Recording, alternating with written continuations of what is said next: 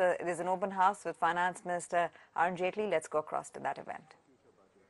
It's a defining budget. To my mind, the best budget that India has seen had to be the best finance minister that India has seen. Ladies and gentlemen, India's finance minister, Mr. Arun Jaitley.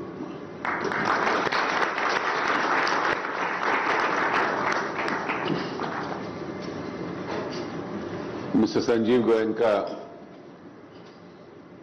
my colleague Mrs. Smriti Irani,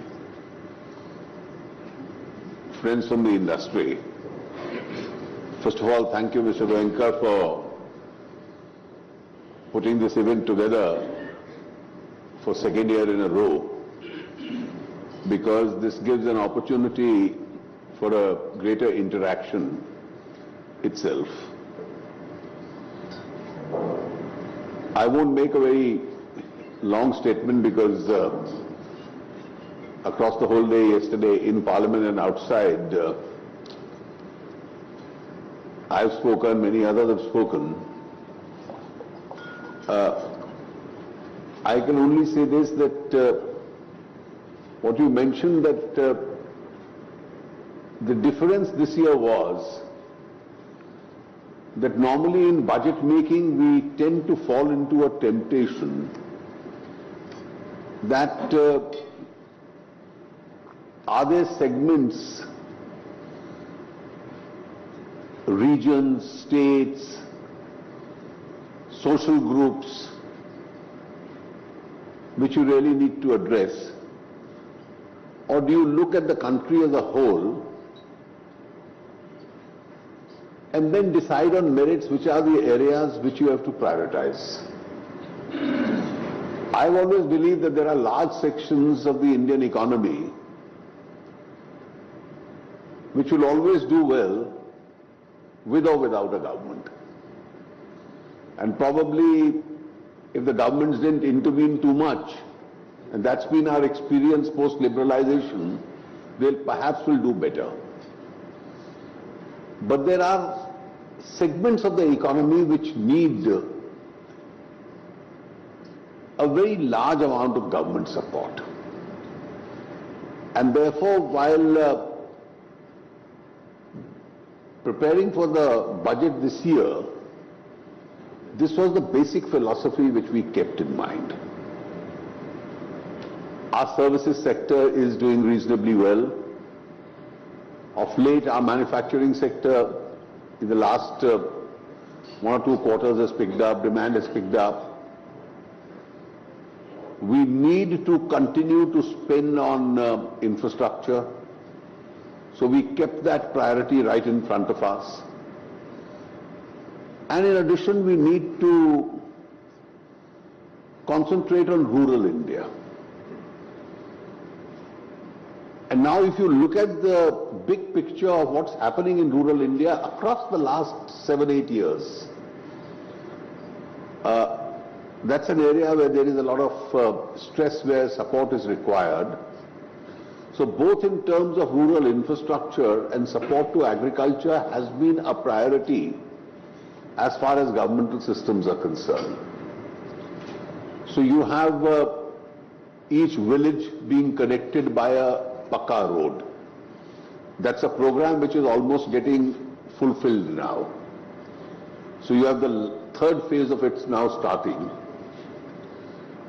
In the last few years, we've almost tripled the investment in rural roads between the centre and the states.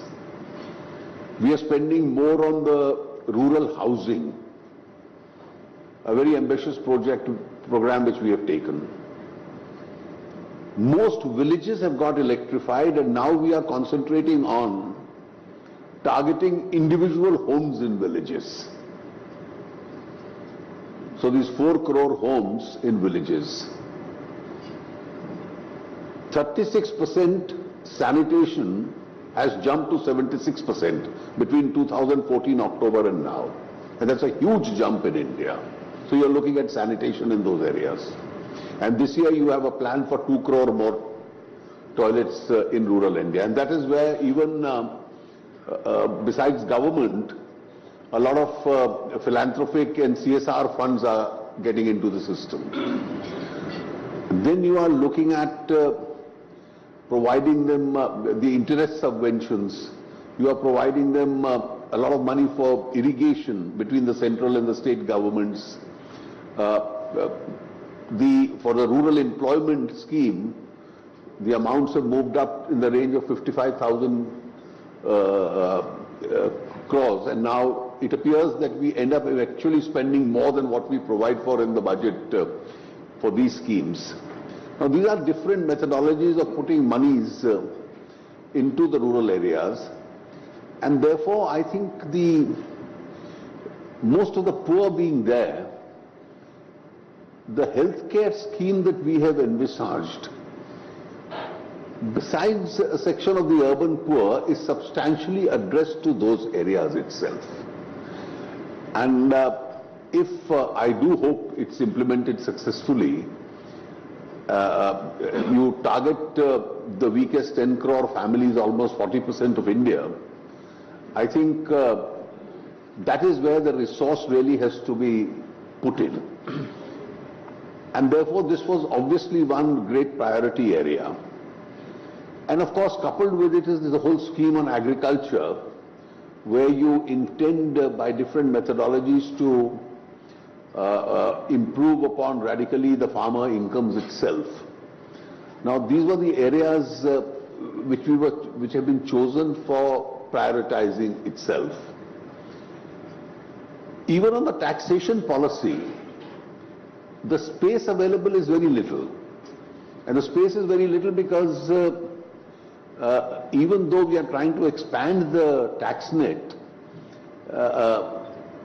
compliance levels in India are still not very high.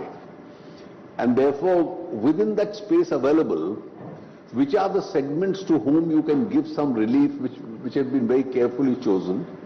So we've been gradually stepping up in that direction. In the course of the interaction, I'll explain it further if necessary. And of course, this was a tough call which was pending for a few years now on the long-term capital gains. Whether you allow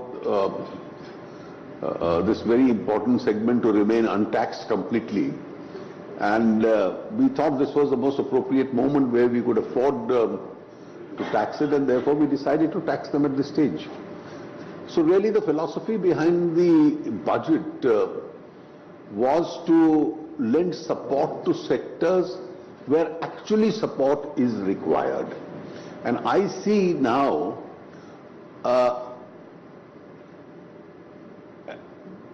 it started in a disjointed manner, but you can see some connectivity or connection between different steps taken by governments, where some social security set up in India is now beginning to take shape.